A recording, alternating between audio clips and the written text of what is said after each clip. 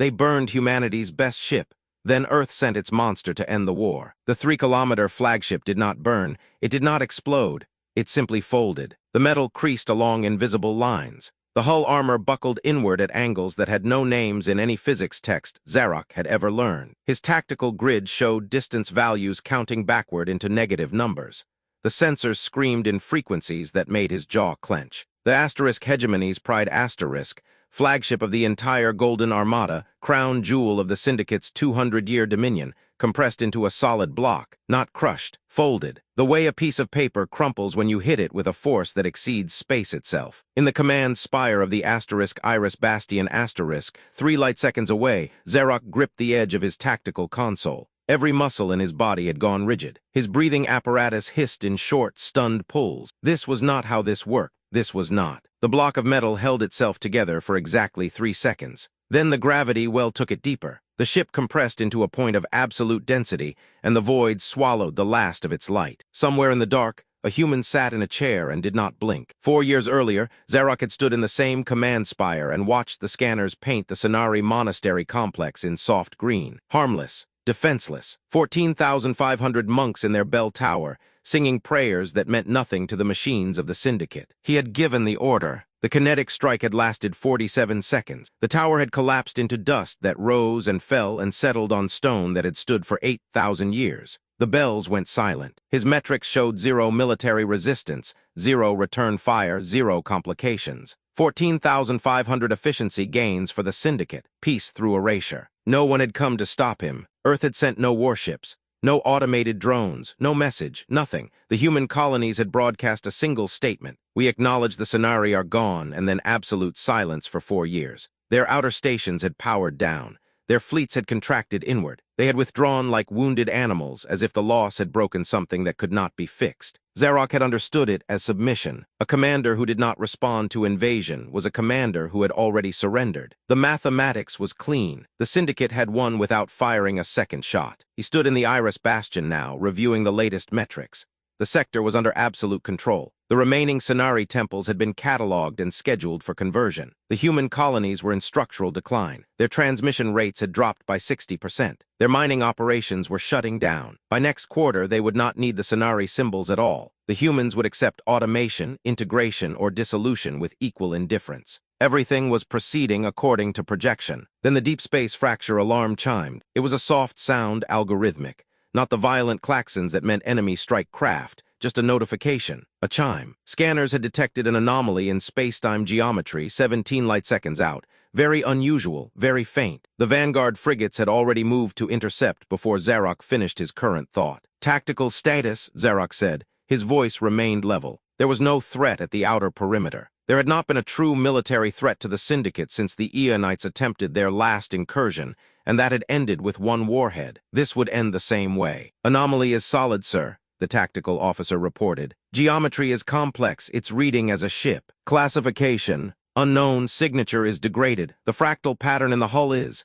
Sir, it's definitely Terran, Deep Space Registry, the Charybdis Asterisk, I think. Database shows it lost 12 years ago. Salvage list. Zarak felt something twist at the corner of his mouth. A smile. The humans were sending him a ghost. An ancient wreck they had dragged from some forgotten graveyard in the outer reaches of their territory. Maybe they were running supplies. Maybe they were testing their nerve. Maybe they had finally decided to lose something they could afford to lose. Status of Vanguard elements? Zarak asked. Moving to intercept, sir. 17 minutes to weapons range. Weapons status of the vessel. Silence stretched. Zarak did not look away from the tactical grid. He waited. Cold, sir, the officer said finally. Every system is cold, not broadcasting a transponder signal. We're reading nothing. 0 weapons signatures, 0 powered engines. It's just drifting in. Zarak leaned back in his chair.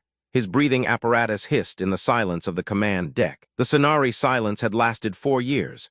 The humans had built it into a kind of surrender, a prayer spoken in the absence of words. They had accepted the mathematics of the Syndicate's dominion without resistance, without even the gesture of a military response. And now they had sent him an unarmed ship. 14,500 names, gone. And Earth's answer was a ghost. The Charybdis dropped out of warp 17 minutes later, exactly on the Vanguard's calculation. It was smaller than Zarak had expected, damaged along the port side, scarred from some ancient battle or long decay. The hull was dull beneath the radiation burns. No running lights.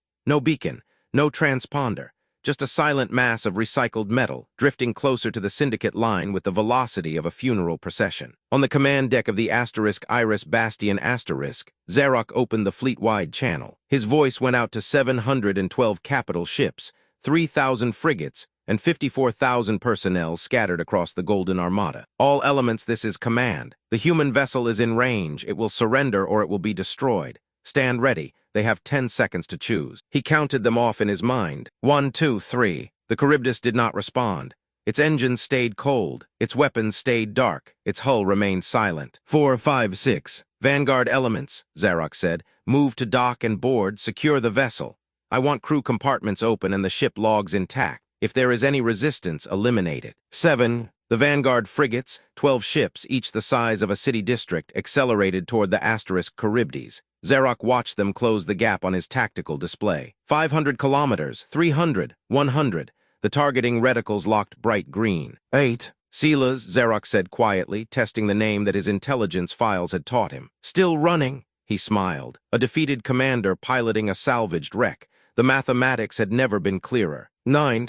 The Charybdis sat in the void and did nothing. 10. Silas Gray sat in the dark of the observation deck and tapped his palm 3 times. The gravity limiters disengaged. For the Vanguard frigates, the next moment had no name in any language the Syndicate had ever created. The inertial dampers fought the sudden shift in space-time curvature. The captains screamed orders. The hull integrity alarms shrieked in their 3-tone harmonic. The crew felt their bodies crush against the nearest wall as gravitational shear took the deck and twisted it like cloth being wrung by unseen hands. The 12 frigates did not implode. They folded, like the flagship, like a piece of paper collapsing into itself. Each one compressed into a perfect sphere of absolute density, no larger than a building, no lighter than a moon. 12 cities became 12 stones. No fire, no blast. No explosion, just the silent, complete compression of material, steel, aluminum, crew, orders, defiance, into something darker, denser, and finally absolute. Each sphere hung in the void for a moment, burning with the heat of its own collapse, and then the void took them and held them still. Zarok watched the tactical grid go dark, where the Vanguard elements had been. Report, he said. His voice did not shake. Vanguard is gone, sir. All contact lost. Sensors show 12 new objects in the zone. They're metallic, very dense. Readings don't match any known. Golden Armada Fire Protocol 7, Zarok said.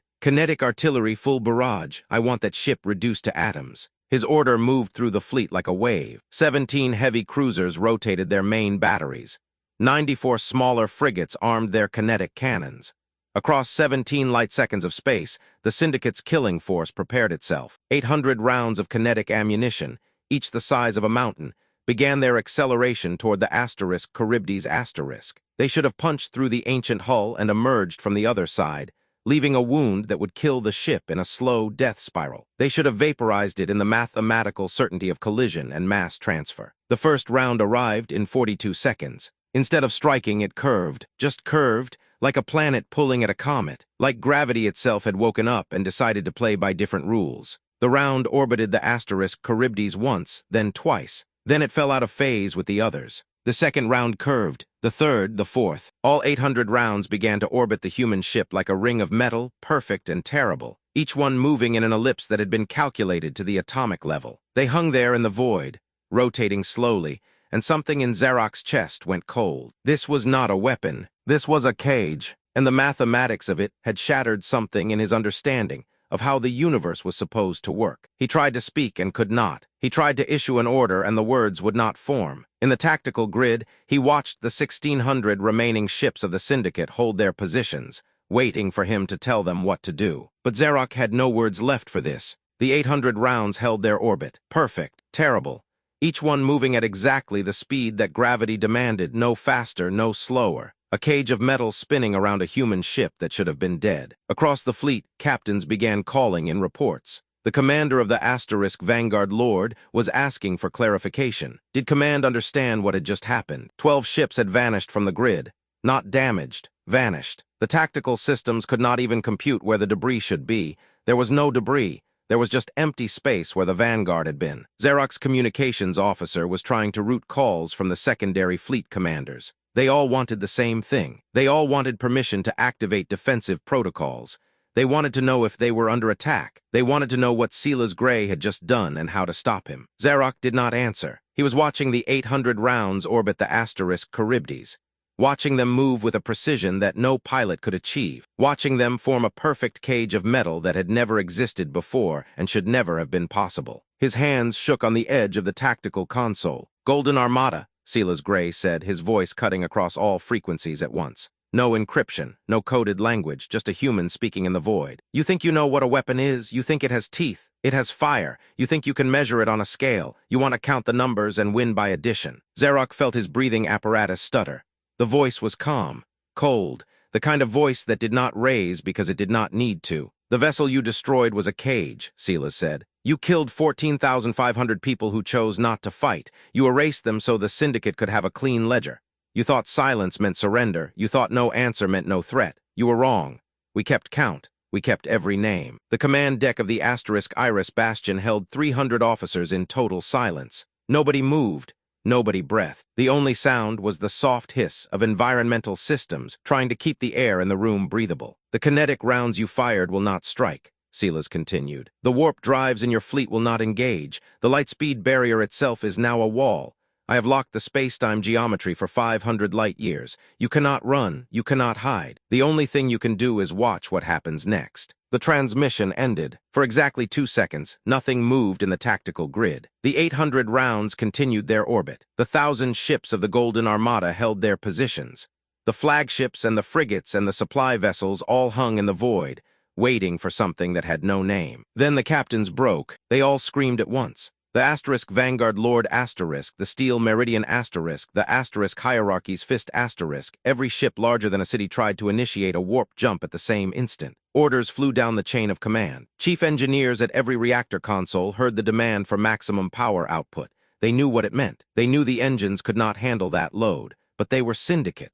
They followed orders. The captain of the Asterisk Vast Assumption did not wait for calculations. He just gave the order and hit the drive controls. The ship did not move. The engines fired. The core exploded with the heat of a failed singularity. The Asterisk Vast Assumption buckled once, then folded into a sphere, and the void swallowed it. The crew died before they understood what had happened. The artificial gravity failed, and they felt themselves pressed against the deck. Then they felt themselves pressed inward. Then there was nothing. On the bridge of the mathematical triumph, the navigator tried to compensate. She was young, and she thought she could be clever. She plotted a warp course that avoided the center of the gravity well. The vector was clean. The math looked good. The captain approved the jump. The warp drive engaged. For half a second it worked. The ship's hull started to distort as it prepared to enter the quantum fold. Then the gravitational shear caught the engine wake. The ship did not fold, it tore. The stern section ripped away from the rest of the hull and tumbled into the void, trailing atmosphere and crew. The forward section completed the warp jump halfway. The drive collapsed.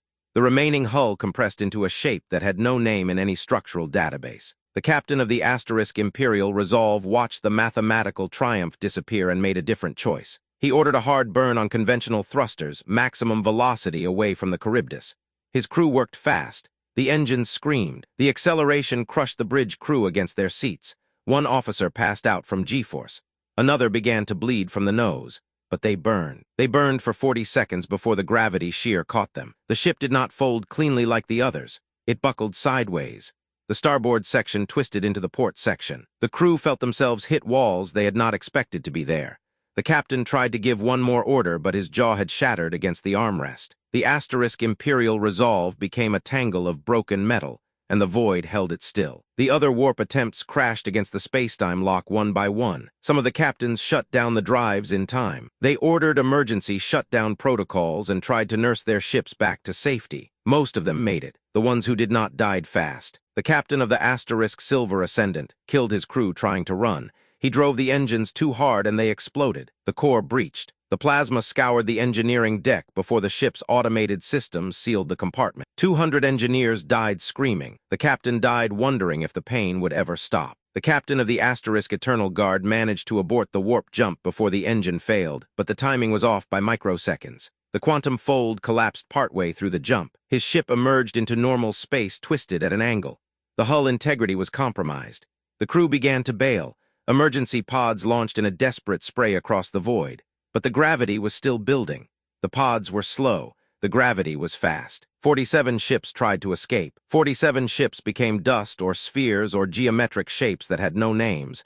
The crews died in silence or in terror. Some of them fought until the end. Some of them gave up and accepted what was coming. None of it made a difference. The Void did not care how they died. The Void only cared that they did. The remaining vessels, 514 of them, burned their engines in a desperate attempt to outrun the gravitational wave. They moved in all directions at once, a panicked retreat from something they could not see and could not measure and could not fight. The Charybdis accelerated. It was not fast, just a slow, steady increase in velocity toward the center of the Golden Armada. The gravitational field around it grew stronger. The curvature of spacetime intensified. The distortion became visible in the way starlight bent around the human ship, the way space itself warped and twisted. Secondary cruisers tried to move out of the way. They burned their engines full thrust and attempted to power past the Charybdis asterisk to the safety of the outer fleet. They should have had the velocity. They should have had the mass.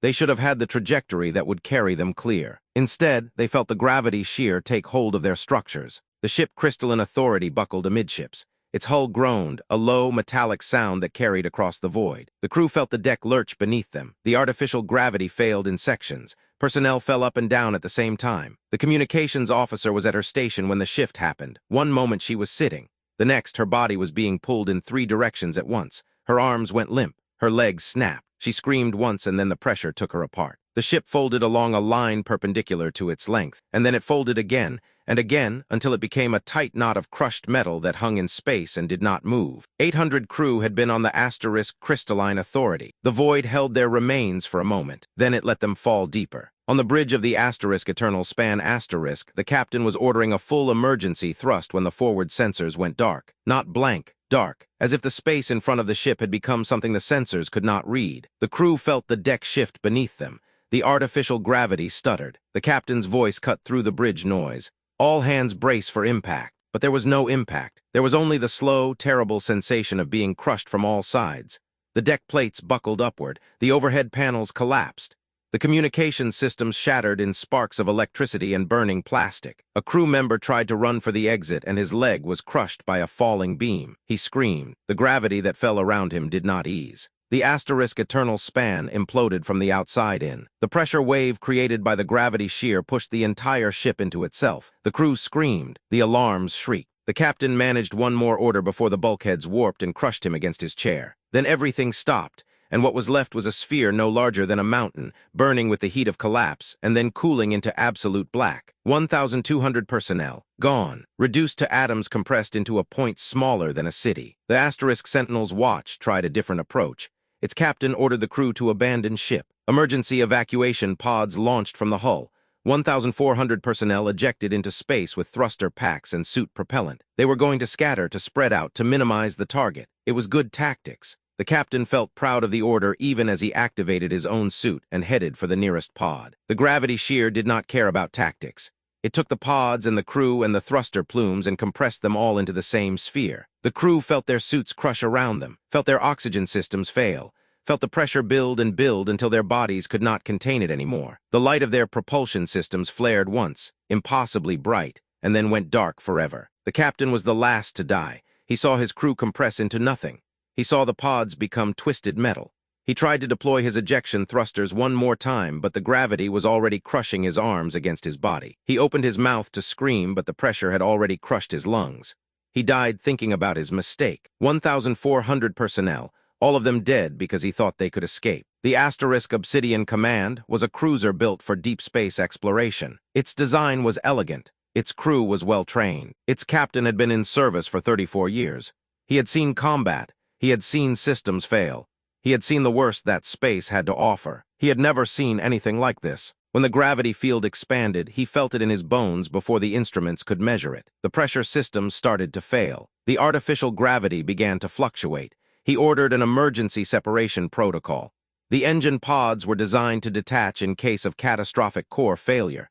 The theory was sound. The practice was different. The pods detached, but the gravity did not release them. Instead, it crushed them as they left the ship. The remaining hull twisted sideways. Crew members were thrown against the bulkheads.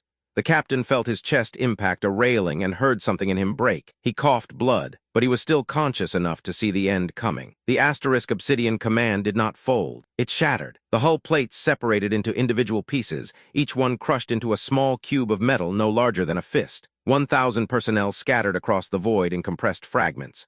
The captain saw a piece of the bridge disappear into the gravity well, saw a section of the engineering deck follow it down, saw his life's work unmade in the space of a few seconds. Then he saw nothing. 42 secondary cruisers did not make it to the outer rings. 42 ships became monuments to physics that they had never understood. The crews died in silence or in terror.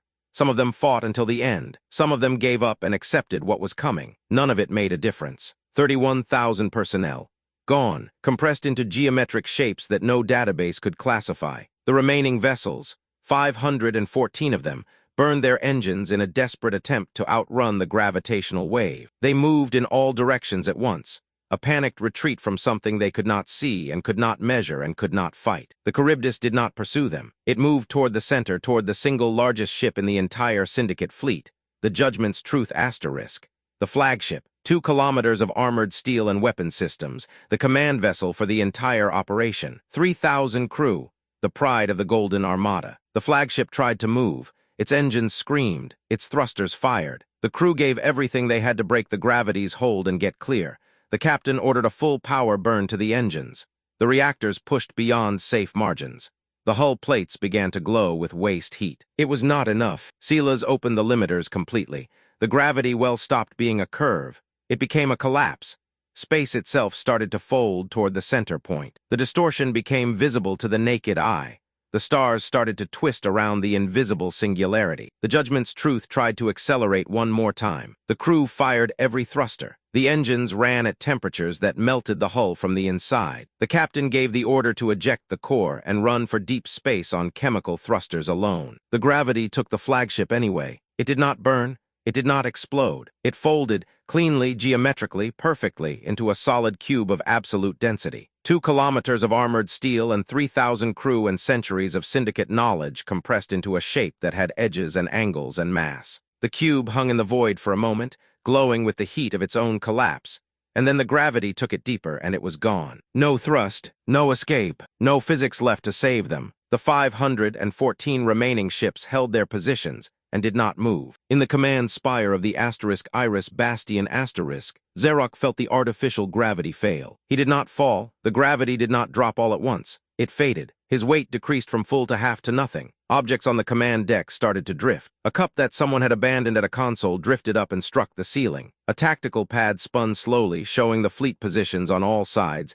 empty space where ships had been, spheres and cubes where geometry had changed. The tactical officer tried to stand. His feet left the deck. He drifted backward into the displays, scattering sensor readings across the air like leaves.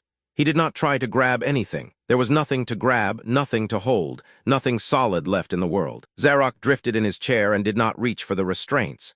There was no point. The gravity was gone. The physics of the space around him had changed into something that did not follow the rules anymore. Reaching for a restraint would not change that. Nothing could change that. A communications officer called out from her position. Her voice was steady, professional, trained. "Sir, incoming transmission, the human vessel, Captain Silas Gray." Xerox nodded.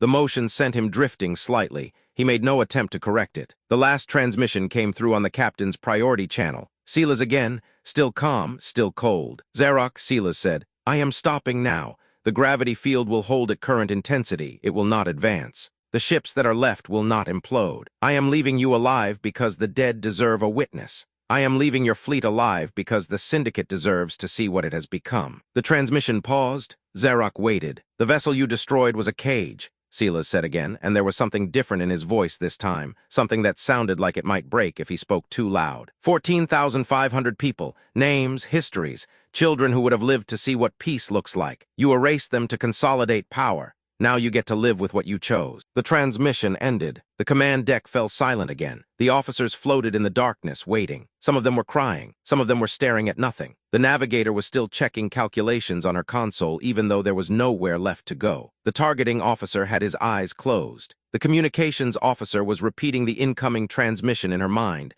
memorizing every word, every inflection, waiting for it to make sense. It would never make sense. A low-bandwidth data packet arrived on Zarok's personal console. Just a chime, a notification, no fanfare, no explosion, just a data transfer, the kind of thing that happened every day in a command deck, except this time the data was everything. The first name appeared on the screen, Keth Solly, age 47, garden keeper, died when the tower fell. The text continued below it, known for growing roses, maintained the West Garden for 23 years, trained 3 apprentices in traditional cultivation methods, had 2 children, wife deceased in medical incident year 7. Beneath it, the next name, and the next, and the next. Each entry was like that, not just a name, a life, a summary of what the person had been, what they had contributed, what the syndicate had taken away. 14,500 names. Zarok knew he would never read them all, but he would try. He would spend the rest of his life trying, and each name he read would be one more thing he could never give back, one more choice he could never undo. He reached out to touch the screen and his hand drifted past it, refusing to obey. He tried again. His hand did not move the way he wanted. Nothing moved the way he wanted anymore. His breathing apparatus hissed in short, sharp gasps. The air was getting thin. He did not ask anyone to fix it. The next name appeared, Shan Mori, age 9, student. Never had a chance to grow old, showed exceptional aptitude for mathematics, had begun preliminary study of quantum mechanics, parents both teachers, older sibling also in monastery. Sibling, that word stuck in Zarok's mind. This child had a sibling, someone who had been in the same monastery, someone who had also died in the strike. 2 names, 2 lives, 1 family erased. The names kept coming. Daleth Korn, age 92, had lived through 8 decades of peace, studied philosophy, maintained archives of pre-syndicate texts, mentored younger monks in preservation techniques. Last known project, compiling complete record of human Sonari first contact. Keth Solly's daughter, Keth Solly's son. Names that meant nothing to Zarok until he realized they were connected, until he understood that one man had lost his entire family in a single moment of his command decision. The gravity field held at the center of the fleet. The Charybdis did not move. The remaining ships maintained their distance. The void around them was filled with the debris of the Golden Armada, the spheres and cubes and geometric shapes of what had once been the Syndicate's power. 112 ships destroyed, 3,542 personnel dead. The numbers were clean, the mathematics was exact, but the names kept coming. More families, more connections, more lives that had been erased because Zarok had given an order and expected obedience from a universe that did not care about his rank. Zarok's breathing apparatus hissed in the dark, the only sound in the command spire besides the scrolling names. In the darkness of the observation deck, Silas Gray held a small vial of dirt. It was dark, almost black, and it seemed to hold light the way a stone holds heat. The dirt came from the Sonari Gardens, from the soil that had held roses for 8,000 years. It had survived the kinetic strike. It had survived the storage systems and the deep space vault. It had survived being carried across light years by a human who refused to forget. Silas looked at the vial for a long time. He did not speak. He did not move. He just held the dirt and watched the light of the dead fleet catch in the glass. The observation window showed the spheres and cubes of compressed metal floating in the void. 112 monuments. Each one a ship, each one a command, each one a choice made by men like Zarok. Silas turned the vial slowly. The light shifted. The soil inside caught the glow of the distant stars and held it. The light of 1,000 crushed ships painted the dark earth in colors that had no names. Reds and oranges and blues that came from plasma cooling in the void. Colors that meant nothing to the Syndicate. Colors that meant everything to those who had died. The vial turned in his hand, and the light moved with it, and the dead were not forgotten. He placed the vial on the observation console and left his hand there for a moment. The dirt from a garden, the memory of green things growing, the promise that even when the Syndicate learned to break stars, even when they learned to erase entire civilizations, some things would still remain. Some things could not be compressed into cubes. Some things could not be forced into silence. Some things lived forever. A voice came through the communication system, not Silas, another human, a crew member of the Charybdis Asterisk. Captain, the transmission is complete. All names delivered. The data package is at 98% confirmed receipt on the command spire. They've got them all. Good, Silas said. His voice was quiet. Set course for deep space. Maximum distance from the Syndicate. We don't need to be here anymore. Aye, Captain. How long do we keep the gravity field? Long enough for them to understand, Silas said. His hand tightened on the vial. The dirt was dark, ancient, patient. Long enough for them to count all the names. Long enough for them to understand that every single one of those people was real, that they had families, that they had futures. Then we let it fade. Let them spend the rest of their lives wondering if they'll be next. Let them live with the weight of what they've done. Sir, that's a hard way to end it. Yes, Sela said. That's the point. War is hard, loss is hard. 14,500 people chose peace and died for it. The ones who killed them deserve to spend eternity wondering when their turn comes. The Charybdis began to move, not toward the Syndicate, away out into the void where no one would find it. The gravity field that had crushed 112 ships remained in place. It would hold for another hour, maybe two, long enough. In the command spire of the Iris Bastion Zarok floated in the darkness and read the names. The console's light was the only brightness in the room now. The officers had stopped moving. They floated in their stations and said nothing. There was nothing left to say. The mathematics had spoken. The physics had spoken. The dead had spoken through the voice of a man who had learned to weaponize silence itself. Zarok's hands shook as he reached for the names scrolling past. His fingers passed through the light of the screen like they were not there, like he was not there, like the only real thing left in the universe was the dirt in a vial and the voices of 14,500 people who would never sing again. The last name appeared, Keth Sali. Age 73, elder mentor, teacher of gardens, keeper of peace, gone. The transmission ended. The void held still. The light of the dead fleet painted the dirt in the vial in colors that no one had ever named, and the promise was kept.